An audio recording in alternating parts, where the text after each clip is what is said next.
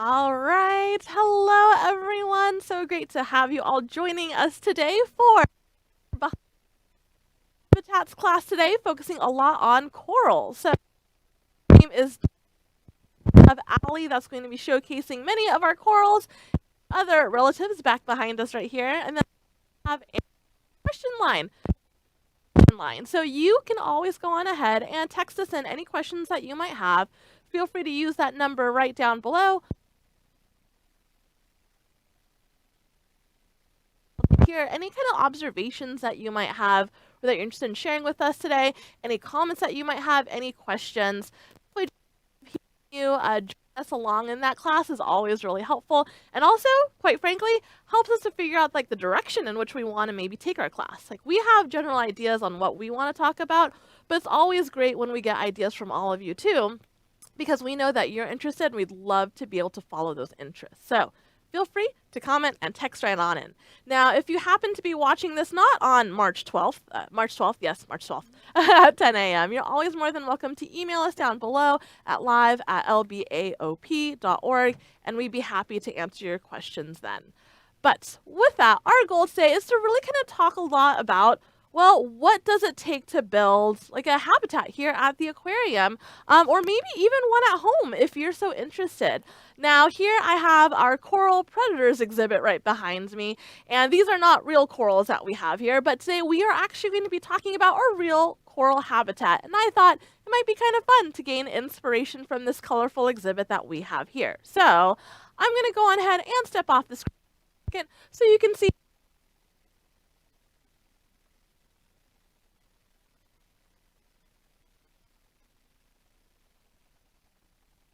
Here comes our bicolored parrotfish, which is pretty.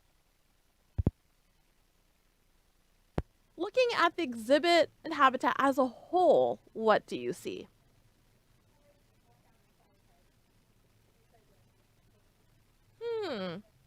Well, definitely see animals of all different kinds, right? I'm seeing lots of fish, which is, well, neat. And then also corals. Now, most corals here at the aquarium are actually not alive. Yep, you heard me correctly. They are not alive. Especially for our coral predators exhibit, kind of guessed in the name, the predators of coral, we do not have live corals in here. So all of these are fake. And we give them supplements to keep our fish happy and healthy. But we do have live coral exhibits here at the aquarium too. Just not always able to be featured on our webcam like our coral predators here. So, looks like, oh, all right, hopefully maybe the sound will sound a little bit better. And Miss Amador's class is back. Thank you, Miss Amador, for joining us once again. Do fish drink water is the question. And that is a good question. They drink water as the water is maybe moving through their mouth over their gills. So there is that. But they are not actively drinking it for actual like moisture reasons. They get a lot of that from their foods actually. But that is a great question. And so if we go on ahead and maybe Allie, if you wouldn't mind over to a live coral example for us, give her a minute to kind of. Yes, I think hopefully that has been fixed at this point in regards to our mic sound. If not, please let us know. We'd love to hear too. Just live coral exhibits here, and this showcases live coral that we have along with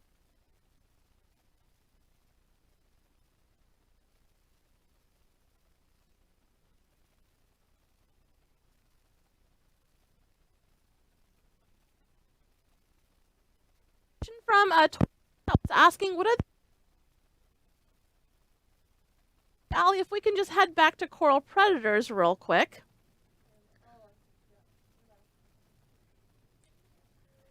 And we'll try to check that out in a second. These ones right here. Well, that's a great observation. Believe it or not, corals usually come in two different flavors. So we have hard coral and we have soft coral. And so let's go ahead and let's actually get a chance to talk a little bit about coral. So if you think about coral, right?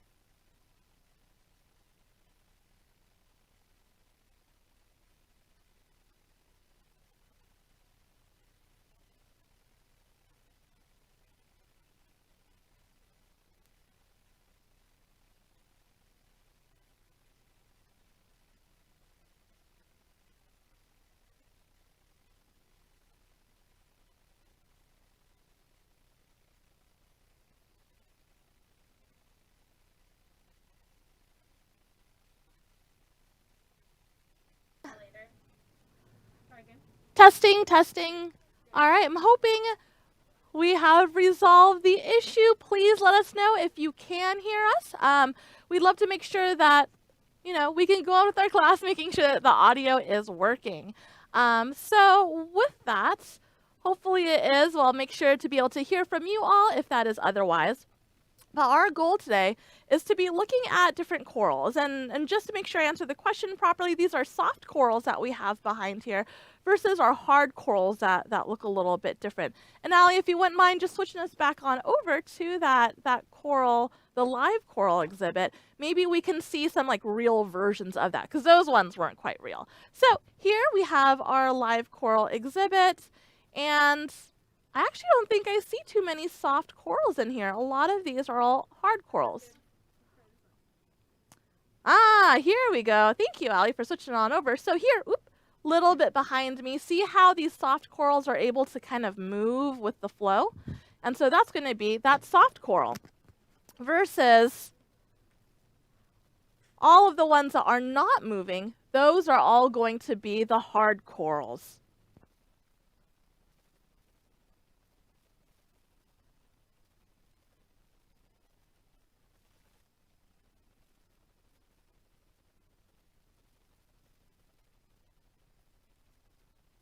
Color corals.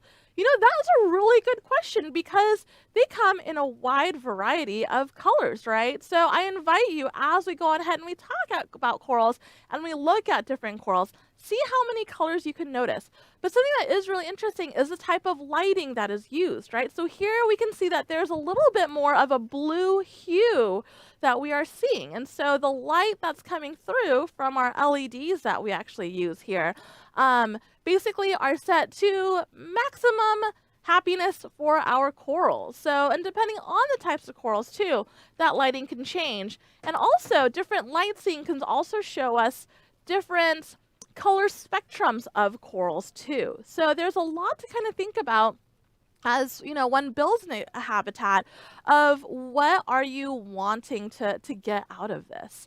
And we did get a question from Ms. Amador's class, do fish sleep in the coral? And absolutely. Now, if you happen to tune in to Allie's fish class earlier today, you may remember the parrotfish. And you know what? If you didn't tune in, not a problem. Parrotfish are a type of animal that's perfectly suited to, well, sleep in corals. These animals go on ahead and they build a, mucus sleeping bag. Yep, a mucus sleeping bag that they spit out themselves. So they make it all from scratch on their own every single night. And they tuck themselves on in, right into that bag, and they sleep in the coral reefs. And then when it's morning and they're ready to get out of their sleeping bag, they will eat that sleeping bag for breakfast. Super delicious and tasty. So it's pretty interesting, these animals, and their special relationships with coral reefs. But if we are going to build a real live coral reef habitat, having these parrotfish in there doesn't really help us because they will go on ahead and eat the coral. Now, believe it or not, corals are live animals. Yep, they may not look like it from just actually looking at them, but if we go on ahead and we take a nice close-up image, these are them right here. Now, do any of these corals, as we get a chance to look at them nice and close up, do they remind you of any other animal?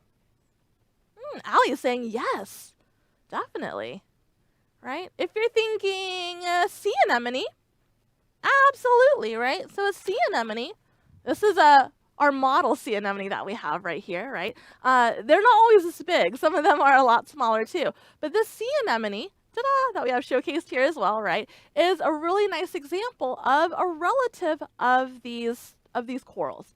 And as a matter of fact, another relative are going to be jellies or jellyfish as well. Now, if you think about it, what do jellies and sea anemones and these corals have in common? Well, what do you think? How might they all be related?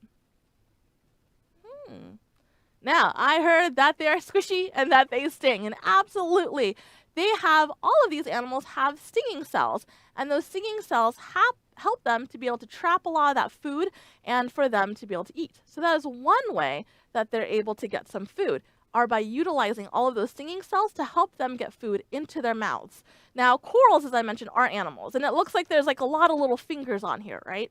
But believe it or not, each little bump that you see is an individual, what we like to call coral polyp. It's basically a miniature version of one of these. And so corals are colonial animals that basically build their homes together. And they build it over a calcium carbonate structure. So basically it's a hard white structure, and all of this living tissue is what's on top, and that's the coral part that grows.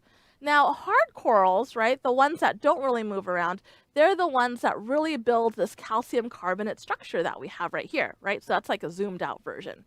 Now, those that don't have that calcium carbonate structure, like the soft corals that we saw earlier that were kind of wisping around, right? Those ones that kind of freely move around don't necessarily have that same calcium carbonate structure. It's a little bit different for these ones right here that we can see. So we have our hard corals, and then we also have our soft corals. Now Queenie's asking, do fish get scared? That's a great question. Now, something that we do have to think about are the interactions between the coral and the fish, right? We talked about how maybe parrotfish might not be the best ones to live in with real live coral, right? As a parrotfish will eat the coral, which isn't really helpful, right? But believe it or not, aquarists, those that take care and build these exhibits here at the aquarium and these habitats, build in special little hiding places for our animals. So they always have all these like little nooks and crannies for the fish to be able to hide, so that way they feel safe too, right? Because especially if you're building an exhibit, right, a habitat space for all animals to be happy and healthy, and you want to make sure to include fish and corals, right? You want to make sure that you're able to build in all sorts of different habitats and places for all of these fish to live. All right, we did get another question from Oscar. Do corals move, or is it the water flow? Oscar, you read my mind. That's a great question, and one that we should definitely cover, right? So here, I'll stand a little bit more in the middle so we can see all different kinds of coral here. The water flow is super important to be able to think about, right? Because these animals, these corals, they have stinging cells, right, that allow them to be able to catch any kind of small prey item that may be floating around in the water, right? So we're thinking maybe things like plankton that would be floating around that these corals might eat, right? So water flow is definitely important there. Now, water flow is also important because if the water is just too stagnant, if it's not moving around or it's moving around really slowly, well, all of the different nutrients that are in the water, all the different vitamins, all of this great sunlight that we're seeing here, all of that is perfect growth for algae, right? So we could potentially, or out in the wild even, there could be potential issues of if the water's too warm, if there's too many nutrients, if the water's not going fast enough, all of those can create algal growth. And then that algae starts to grow on top of these corals and blocks out the sunlight that they need in order to survive. Yes, I know corals are animals, so why is it that they need sunlight to survive? Well, believe it or not, they have a special symbiotic relationship with another type of organism called zooxanthellae. And these zooxanthellae are microscopic algae that live inside of these corals, which helps give them that color, believe it or not. And so with all of these zooxanthellae that live inside of these corals, not only are these corals able to sting to be able to get all their food, but they're also able to get sugars from those photosynthetic algae living inside of them. So it's a really cool relationship that they have that brings a lot of really cool colors to these corals as well. So if we go on ahead and we have that low water flow, and if we have really maybe nice high temperatures and there's a ton of nutrients in the water, well, slowly all of the bigger algae, all of the greeny, wispier stuff will slowly start to grow over all of these corals, and then they won't be able to get their sunlight, right? So it's a really fine balance in understanding not only sunlight, how much nutrients to be able to put in the water if you're creating that habitat, right? Because we talked about our hard corals, and they need calcium actually in order for them to build their calcium carbonate skeletons. And so that's something important to be able to thinking about, and also lighting and water flow. So all of that works hand in hand together. Great questions, friends. Now we did get another question of how do you keep corals healthy? Love where you're going with that because that's what we're going to be talking a little bit about today. But what we're focusing on right now is a little bit of the lighting, right? So you have to have the right spectrum of light in order for these animals and the zooxanthellid side to be able to photosynthesize. Water flow is very important for these animals, making sure that the water is clear, right? Because as we look here, we don't see a lot of like debris that's in the water, right? There's a few things that are floating around here and there, but we don't see like a ton of it everywhere. And if we think about where a lot of these coral reefs are present, right? Usually we think of like white sandy beaches and beautiful blue clear water. So that's something that we need to make sure that we have, very clear water.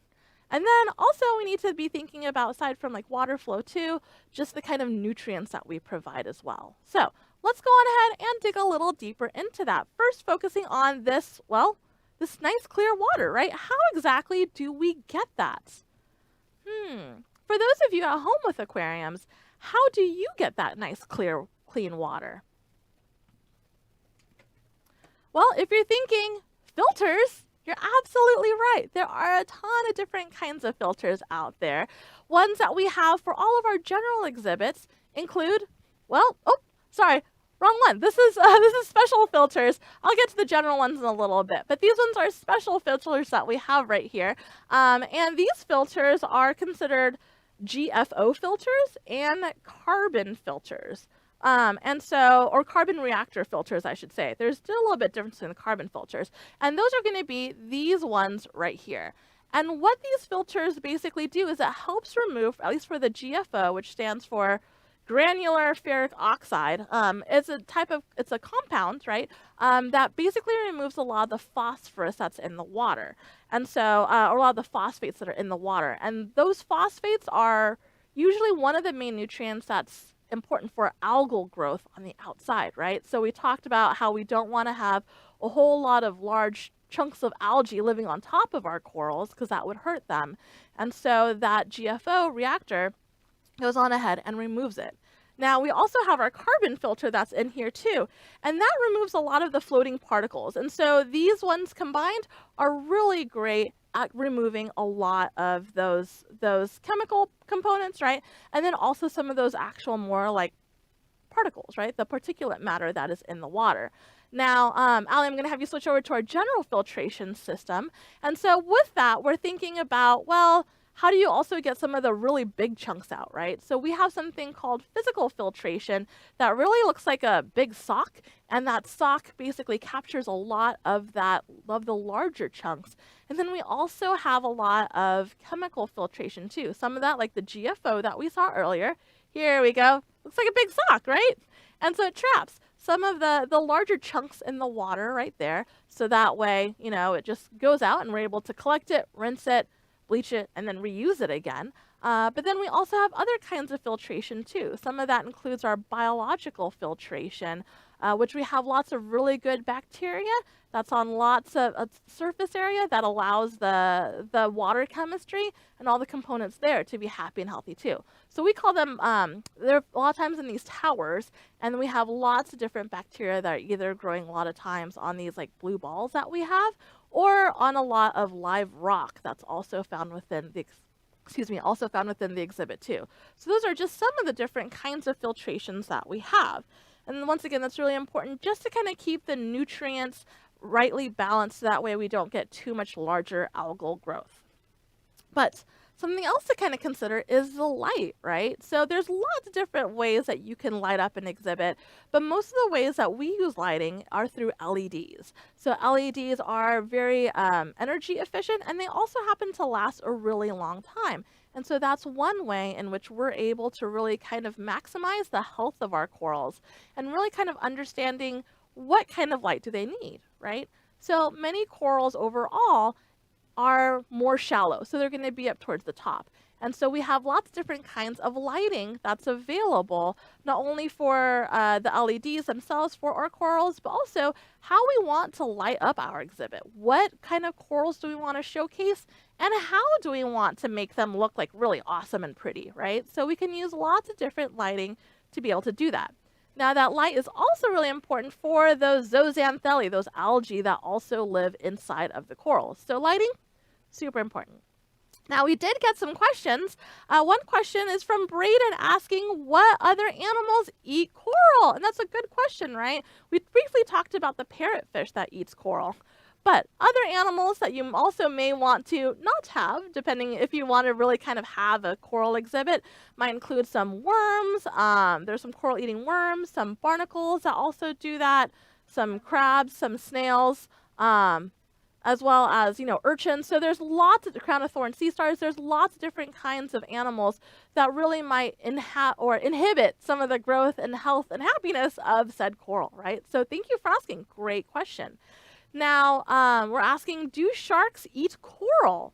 They do not, but they will eat the fish that live in some of these coral habitats, right? So I like how you're thinking about different, trophic levels, different areas of our food web and how they might interact together, right? Because sharks are incredibly important in coral reef ecosystems to ensure kind of the health and the balance of the fish that are living in there, right?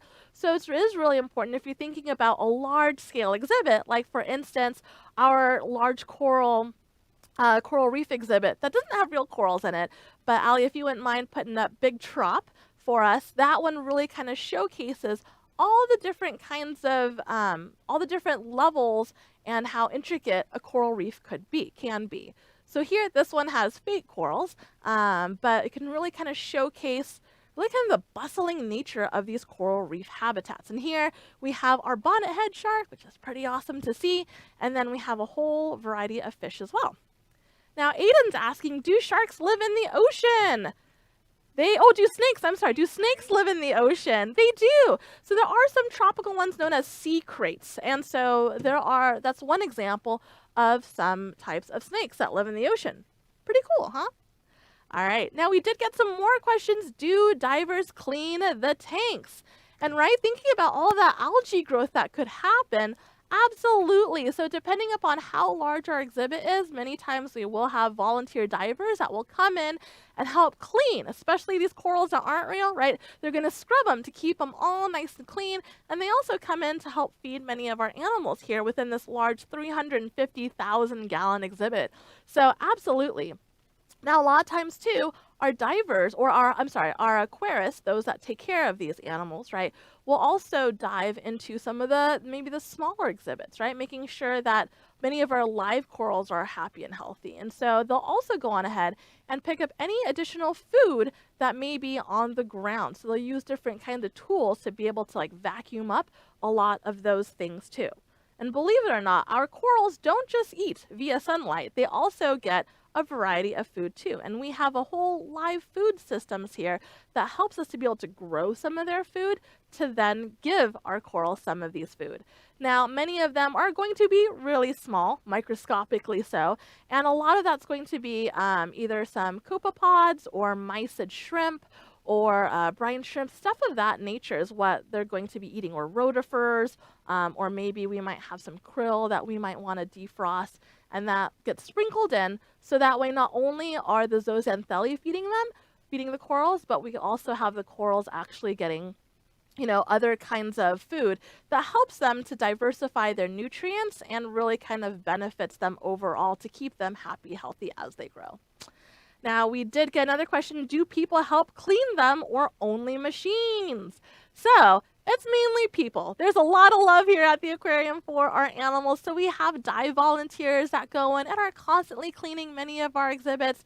We have aquarists, right, that also are the ones going inside some of these exhibits and cleaning them. And we also have aquarist volunteers that also help take care of the animals and clean each exhibit as well. So there's a lot of people that are working together to keep our animals happy and healthy, whether they be corals or sharks or anything in between. We have lots of wonderful staff here. Now, another question, does the light warm the water? And Ricky asked that question. That is a great question, very thoughtful, right? So depending upon the type of lighting, some lighting may emit more heat than others, and that's something to really be kind of considerate of, right? That may go on ahead and change the temperature of the water. Fortunately for us, we have lots of sensors that really kind of ensure that our temperatures are right where they need to be and can either help warm or chill the water, called chillers, that can change that temperature. And then we also happen to have different flow sensors as well, and those sensors also aid in making sure that the water flow is going, so that the temperature and the water flow and all that's happening all together. Now here, for an exhibit like our big trop, fortunately there aren't any live corals in here, but we have huge lights that actually sit right above, and those lights can get quite hot. Fortunately, they are much, much higher. So they are far away from the exhibit, so where they're able to bring in a lot of this beautiful light, but without the heat overall. And also, if we think about water, water has a very specific heat capacity, so it takes a lot of energy for that for a lot of that light to penetrate in to really be able to warm up that water. So very thoughtful question. Thank you for asking, Ricky. Now we also got another question. How do we maintain the temperature, right? How do we keep it warm? How do we keep it cold? And so many of that is done a lot of times by different kinds of monitors that we happen to have, but a lot of it is through different kinds of chillers. So we can either, take away energy, or we can bring in more energy to then kind of change our water temperature. But a lot of times, especially here, since we have a lot of cold water animals, most of that is really kind of chilling that water down. Kind of like if you think about like a refrigeration system on how it's able to kind of bring a lot of that air through to be able to cool down. Think about that, but with water instead. So we have chillers, kind of like different, like an air conditioning system, but for underneath the water there. So here are some of the sensors that I was mentioning earlier. And so some of that includes temperature, which we have right over here, depending upon the exhibit.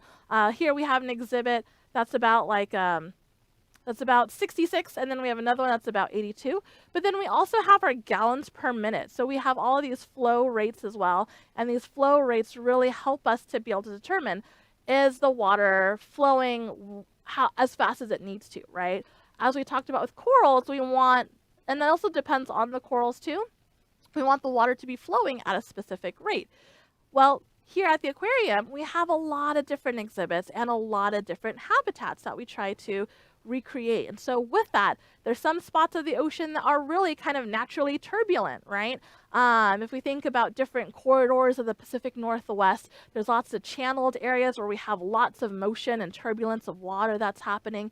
And we have a surge channel that represents that same thing. So we have actually machines this time around, right, that help create a lot of that surge that's necessary for those animals to feel comfortable. Now, other exhibits may need significantly less, right? Maybe they enjoy a little bit more of that stiller, calmer feeling, and they don't need as much of a rigorous flow as, say, other exhibits. So that's definitely something to kind of keep in mind. Now, Linnea is asking, why don't the sharks eat the fish? That is a good question. Now, maybe we're getting close to our ending here, but I'd love for us to maybe look at Shark Lagoon, Allie. Thank you. And with that, believe it or not, sharks, they only need to eat once every couple of days. Here at the aquarium, we do offer them food on a daily basis, but many times, they just really aren't that hungry. But our goal here is to really kind of showcase that ocean habitat, right? And that's where many sharks and fish and corals and everyone else lives happily together. But it's also really kind of just being considerate of these animals and also their dietary needs, right? What do they individually need? How often do they eat? What foods do they prefer eating, right? Here at the Aquarium of the Pacific, we do feed them all restaurant quality seafood. So sometimes I'd say most of the times, they definitely eat better than me. But these sharks and these rest of these animals are absolutely worth it. Just a last shout out for everyone, especially teachers and classes that are watching. We'd love to be able to get your numbers to see how many students are actually watching. So that way we can go on ahead and find the best ways to serve you as well as our local communities here. And also just to be able to see how many folks are watching. So if you wouldn't mind just texting those numbers right on into 562-286-1838, we would love to hear from you. Definitely helps us to prioritize our classes. So thank you so much for all of your great questions. I loved how we were able to really kind of chat about how we build an exhibit here at the aquarium, or maybe how you can build one at your own home as well. So with that, folks, if you do have any further questions, please go on ahead, email them to live@lbaop.org. And otherwise, we'll see you next time. Take care, everyone.